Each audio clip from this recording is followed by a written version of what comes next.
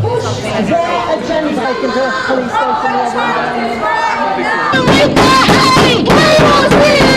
Okay, thank you so much, guys. We're going to shut down the system now, and we're going to silently witness some amazing, brave acts by comrades who are fighting for our freedom of speech, our human rights, our freedom of expression.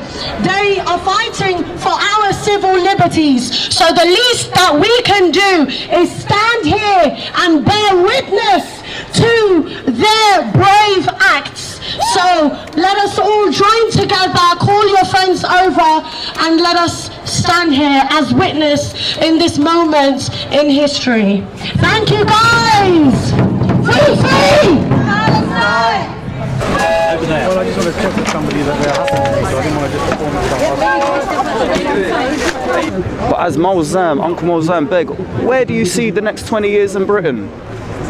You know, it's absolutely crystal clear. People like Tommy Robinson were standing on top of Merkava tanks inside Israel, holding a Galil rifle, saying very clearly with an Israeli flag in his hand and wearing his shorts like he's out on holiday, that I stand with the IDF. And this is at a time when genocide was taking place in Gaza long, long before. This is at a time when over 300 Holocaust survivors and their relatives wrote an open letter to say that Israel is carrying out a genocide in Gaza. In 2014, he was doing it back then. He was saying openly that he supports Israel. And the linking up of the British far right and the support of that cannot be understated. And when we have the rise of organizations like Reform UK today and their open support for a foreign government in detriment against their own citizens is in itself an act of treason. And that hasn't been formulated in the way that it should be, because here what you have is British citizens, one after the other, standing up for their own values, their own rights. And the rise of the far right, what we're seeing over the next coming days, months and years, will be that it's that foreign entity that has been called out by the people over here. And if things don't change, if the law doesn't change, if this protest doesn't change the state of the law, then the direction is dark for us, especially with the rise of the far right. But with this in mind, and the last question, if you don't mind me asking, when I'm seeing these videos of the far right and Zionists squaring up to the camera, at least in my experience as a photojournalist, 9 times out of 10, it's being filmed by a powerful, very powerful hijabi sister. What's your message to the Muslim community that, in my opinion, have remained silent, in my opinion, have failed to some degree to defend our Muslim brothers and sisters? That's not just your opinion, brother, that is the correct opinion. The Muslim community in this country in particular has been slow to the uptake, very, very slow. The mosques are packed out on Friday, thousands, tens of thousands, able to, if they wanted to, mobilize, but they remain silent, they remain impotent and unable, unwilling to take part in some of the things here that disabled people are prepared to do. People who are veterans able to take part, people who are old, people who are young, people who are got things to lose like anybody else. It's just simply a word. And in Islam, the best jihad is speaking a word of truth against oppression. And there's no greater action. محمد نحو 2500 معظمهم من المسنين يدفعون بأنهم فقط يتضامنون مع حرية الرأي والتعبير لا يفعلون أي فعل. Oppression than genocide that's taking place right here that people are trying to face off against. So when a hijabi sister takes a strong and powerful video and says and puts herself up, risking herself, then it's a shame for the rest of the community who haven't stood up with her, at least stand alongside her, if not in front of her, to defend her. Are you talking about Palestine solidarity? Thank you, Uncle. My apologies. It's okay, brother.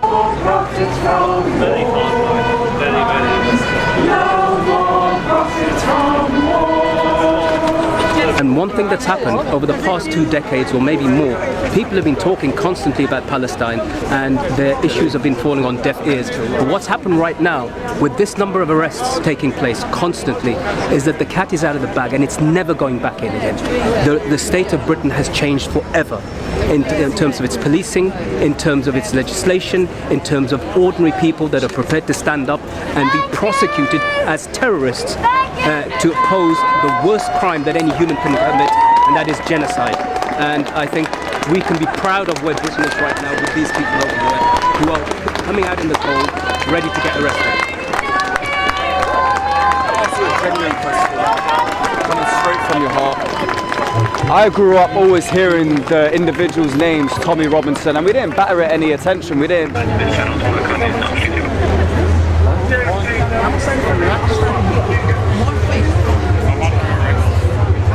I'll answer questions. If I'm not, I won't answer questions. You're not interested. You're not.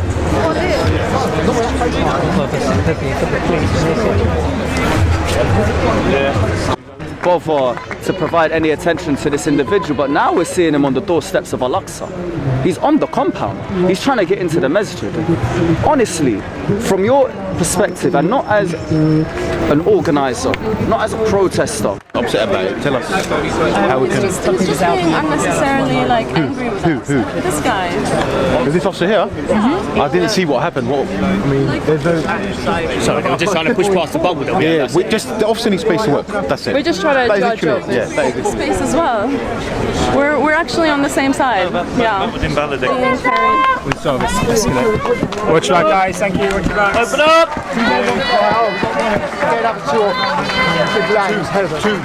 Two officers. Two officers. No, no.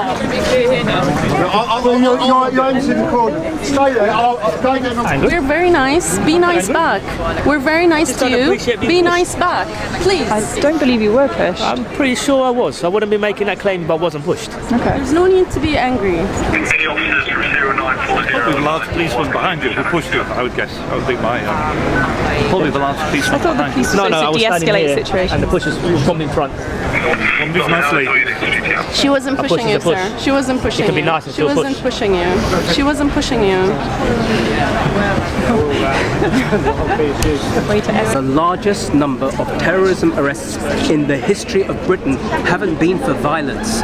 They have been for silent, peaceful protest against the most violent nation in modern times.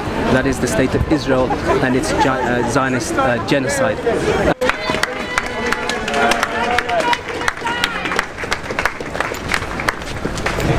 Have you forgotten your Guantanamo days? No, one of the reasons why I'm here is to remind myself that there are people prepared to go to prison for principles. And if one thing I learned from Guantanamo is that sometimes it's a principle, nothing else. You didn't commit a crime, you didn't do anything wrong, you weren't charged in court, you weren't convicted, but you stood up for a principle. And I see hundreds of my countrymen here standing up for a principle, prepared to go to prison if necessary for something that is nothing but a principle, and it makes me immensely proud to be connected to them.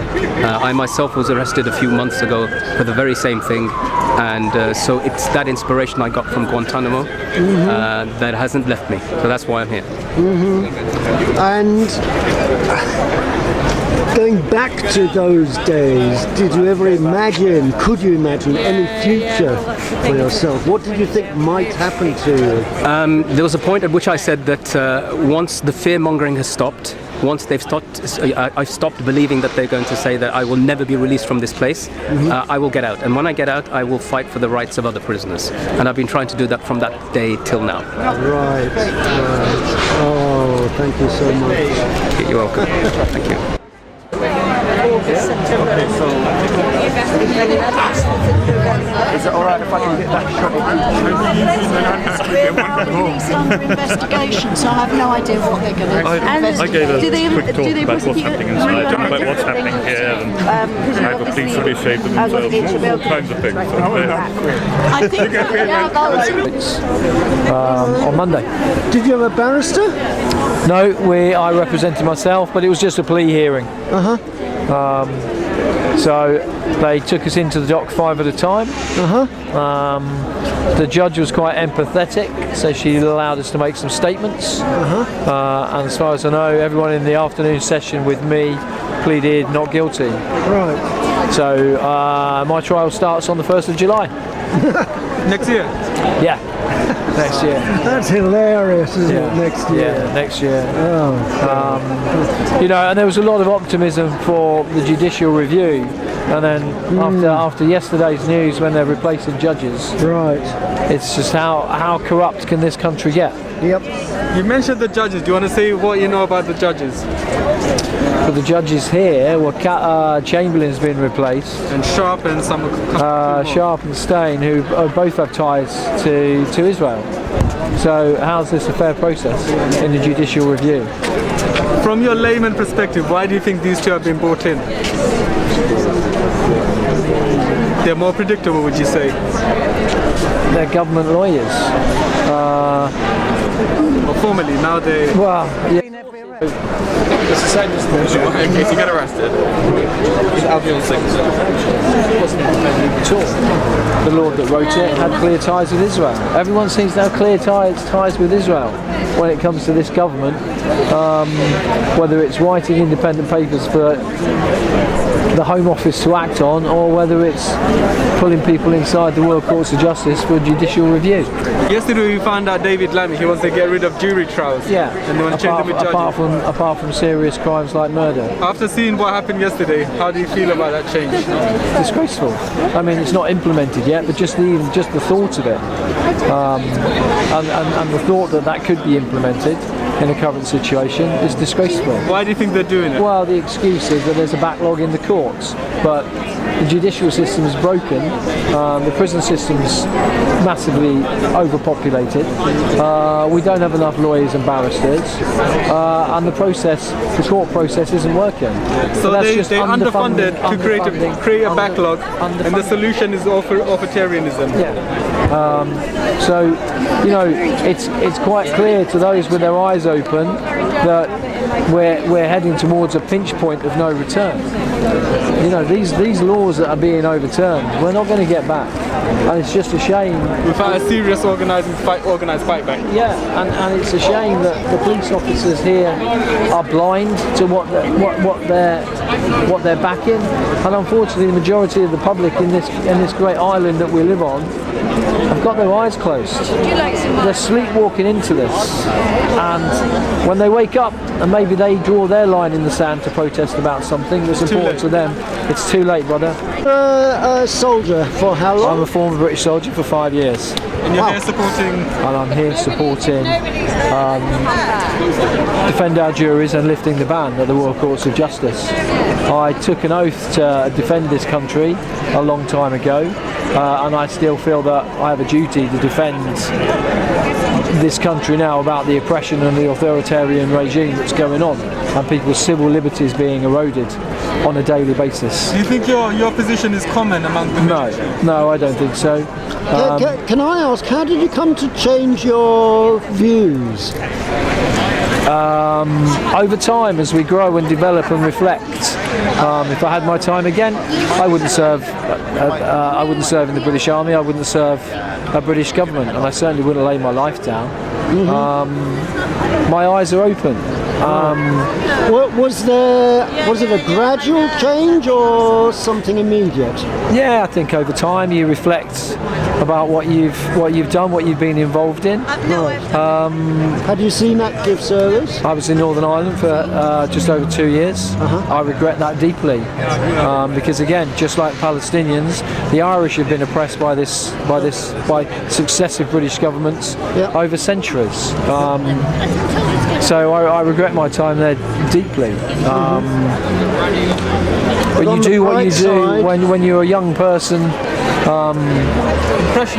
Impressionable.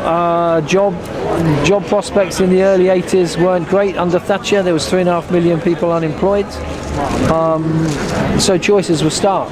So young men and women made choices that when they're older, they reflect on. You know, I've spoken to police officers during my arrests over this campaign, and saying, you know, you may believe what you're doing right now, right here, is the correct thing to do. But in 20 years, 25 years, 30 years, when you're older, you have your own children, and you reflect on what you've done, and how you might have a change of mind. Well, they're young, probably in the same way I'd have responded if asked or given those statements when I was 18, 19, 20 years old. It takes time.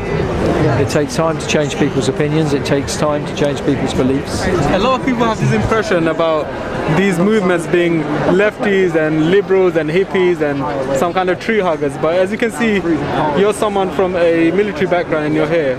So what do you say to people that might be reserved about coming and getting involved? I don't know why. I think the most honest thing I would say is just be open to having your views changed. Be open to changing your perceptions. Be open to changing your beliefs, and speak to people that directly oppose what you believe. Just open your mind to see what's going on, and maybe that might be enough to just change it. Come to places like this, meet people. So often we get caught up in our own little bubble. Thank you. And what I would say, it's got a lot to do with a person's social environment, the people you're with, the people you're friends with, the influences on you from that direction. Yeah, I don't have too much interaction with my fellow veterans anymore because I have a different opinion, and they don't agree with my opinion. So quite often I've been blocked or cut off, and that's okay. Yeah. That's okay. We live well. So far, we're still living in a democracy. Funny? I know a lot of left-wing people who would refuse to talk to anybody outside their own little social circle. Yeah. And that's just as blinkered. Yeah, absolutely. It's, you know... Have conversations with people that are right-leaning. Have conversations with fascists. Have conversations with misogynists. Have conversations with Islamophobes and homophobes. Because that's the only way you're going to change people's opinions. Yep, I absolutely agree. And, yeah. Thank you. What's your name? Jean, yeah. I remember you. No, my name is Noura, if you remember me. Yes, I remember. Share the flowers. Each time they arrested us very early on. So very early. You and your husband. Yeah. Now share the flowers. I will. He's got one. Right. Let me take my glove off.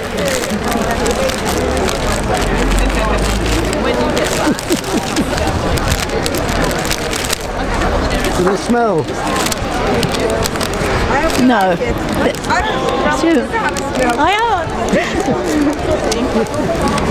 Because I'm not sure that they'll survive the journey home. So one for you. Thank you. Well, should I pass it on to someone else? Because you guys are sitting. You could do. I'll give you another one when you come back. Can I take picture? You don't mind me sharing them, do you? Yes, I don't mind. For you. So you do whatever you like. Actually, it's lovely to see them being spread around. Yes. Oh, I should have brought more. Share the love. It's from Jean. Share the love. So nice. Shall I give you one, Tommy? You're welcome. Thank you so much. Keep one for you. To remember me. Okay, we can put those in. Could you sort of open the zip up at the top And put it there? put them in and then close it up to it? We're at Westminster Magistrate.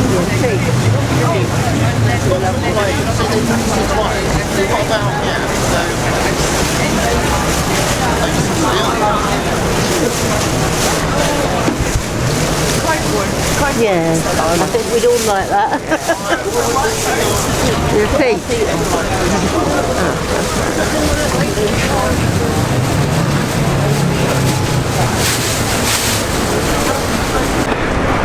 Sir, Chaplain, are you talking today? Why?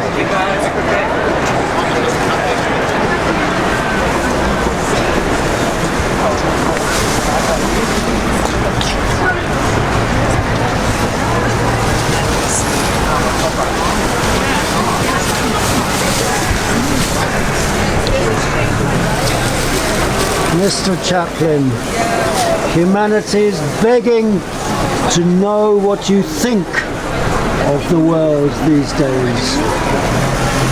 We're begging to hear from you.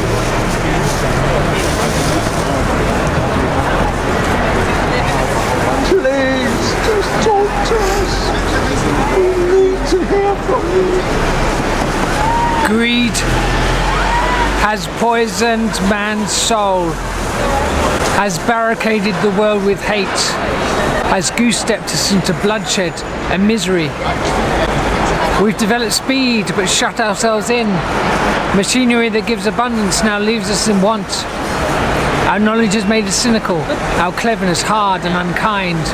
We think too much and feel too little. More than machinery, we need humanity. More than cleverness, we need kindness and gentleness. Without these qualities, life will be violent and all will be lost.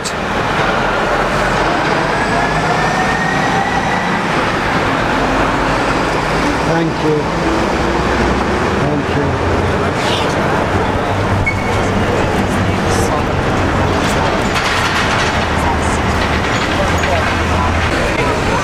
Sir, obey your orders.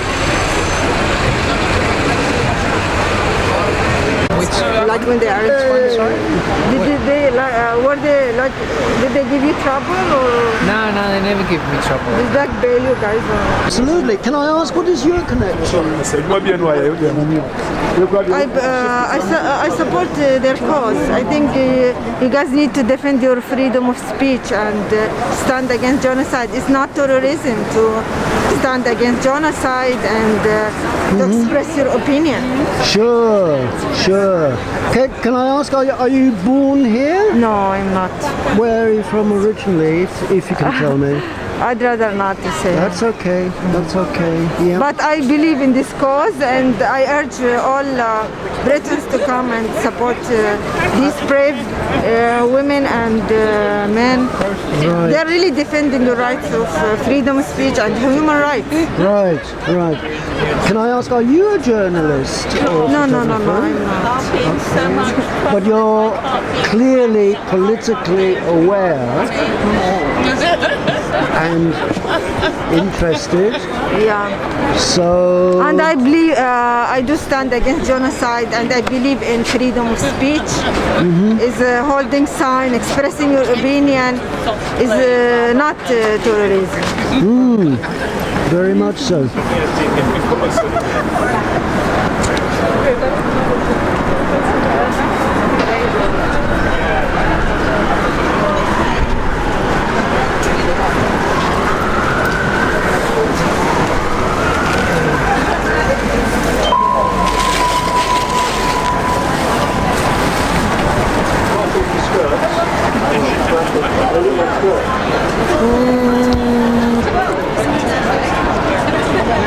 Just standing around getting cold, eh? Yeah, I mean, I'm in awe of everybody. Everyone's amazing. You're in awe? Yes. I think they're amazing people. They're standing up for Palestine, freedom against freedom, for freedom against occupation of Palestine, and also for our freedom. Yep. Because 3 judges have been replaced recently, just because the government were afraid they're going to lose. Yep. And they've arrested thousands of innocent people, and they should be reimbursed. Yep. But the government knew they were going to lose and replace the judges, and this is the outcome: a continued protest. Yep. Amazing people. Well done. Why aren't you one of them? I was thinking of joining, but I can't say any more. All right. Okay. my placard says I support Palestine Action, and Palestine Action is designated a terrorist organization, at least at the moment. We're hoping that will be up to overturn, but it probably it may not be. I think probably it won't be. Having said that, one of the attacks that I will suffer when I go to court for this, what I'm doing, is proselytizing. In other words, am I giving the impression that when I say I support, that I'm trying to bring people into a terrorist organization? But that applies to everybody. It does. Yeah. But if I give an interview, then it can be interpreted as me proselytizing, which is why I'm not going to give you an interview. Does that make sense? It does. Of course it makes sense. I thought you were going to say something about, well, the fact that you're not British. Well, I am a UK citizen. Right, okay. Okay, well, I'll accept your explanation. Okay, great stuff.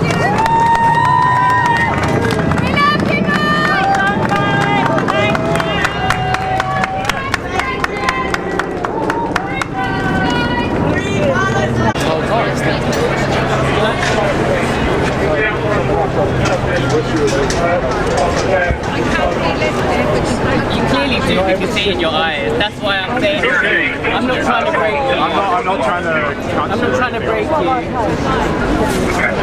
And imprison innocent lives. To those people I say, do not despair. The misery that is upon us is but the passing of greed and the bitterness of men who fear the way of human progress. The hate of men will pass and dictators die, and the power they took from the people shall return to the people. And so long as men die, liberty will never perish.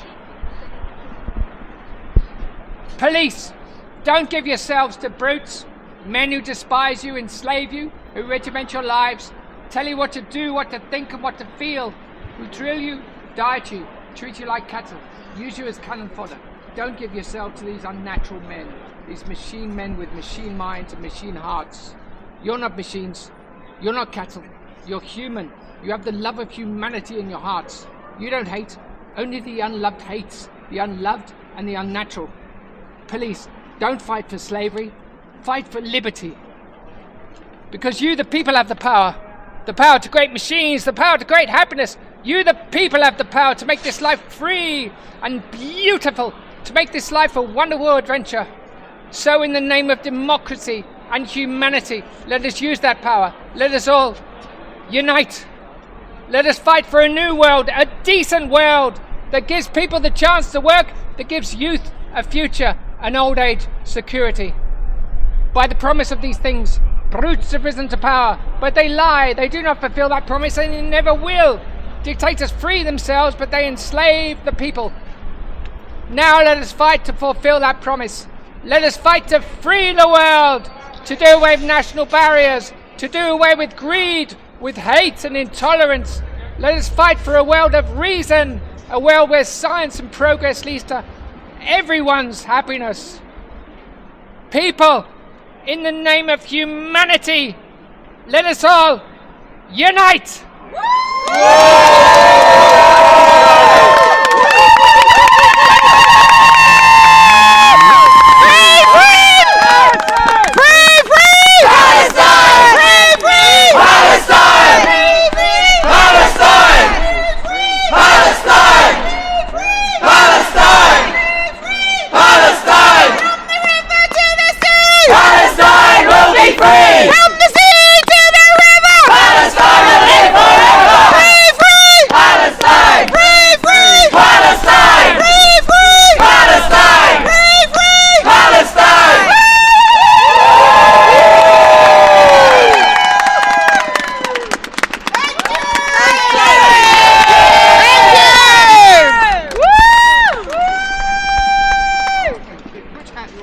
One message for the cops. Get a real fucking job!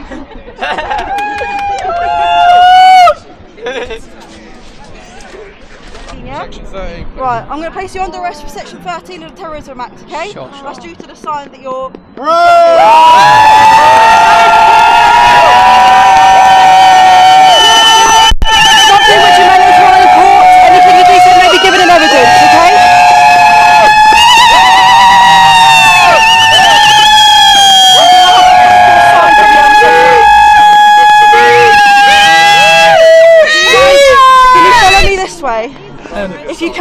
Oh, do we have to go back now? We have to go back that way. Thank you for taking us on a little journey. You've been arrested under section 13 of That's fine, I terrorism. understand. But can you make sure there's no children? Yeah. I just want to get arrested.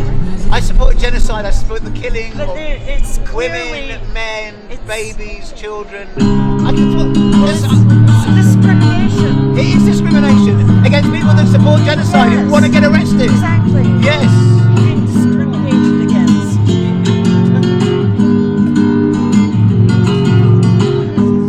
It's a hard life. It is a hard life. Arrest him! He's 85! Get him! Quick! He's 85! Let's get him! Well done!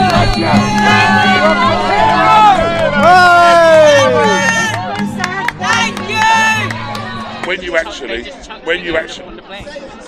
you actually break into a military airbase, yeah, then it doesn't matter what you've done. It doesn't matter what you've done. You broke Under legal case law, as is proven and defended by our Prime Minister, it does matter. It does matter the motives as to why you're doing that, and that's why Keir Starmer has multiple times successfully defended people who've done worse or more violent actions than Palestine Action has taken. Look at the terrorists that he was fighting to keep in the country. Well, I don't know what case you're referencing there, but the cases that I am aware of, where he has proven to have defended successfully peaceful or non-peaceful protesters who are defying genocide, the moral imperative is with the people who defy genocide, irrespective of domestic laws, irrespective of danger to our personal being. No, it is, my friend, because it's an international imperative, a moral imperative higher than all laws. We answer only but to our moral conscience, and some of us to God. Okay? And that's who we answer to. Listen, you're right.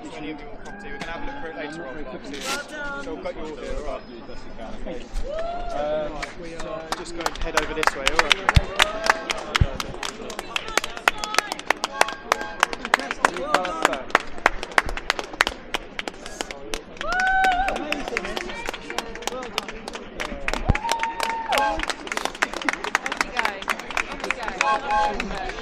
Society. We're just watching a bunch of lawyers dressed in ridiculous 19th century costumes because that's what British law is all about. I was wondering why there were so many police. I thought there was somebody being taken off, and I didn't realise that it was.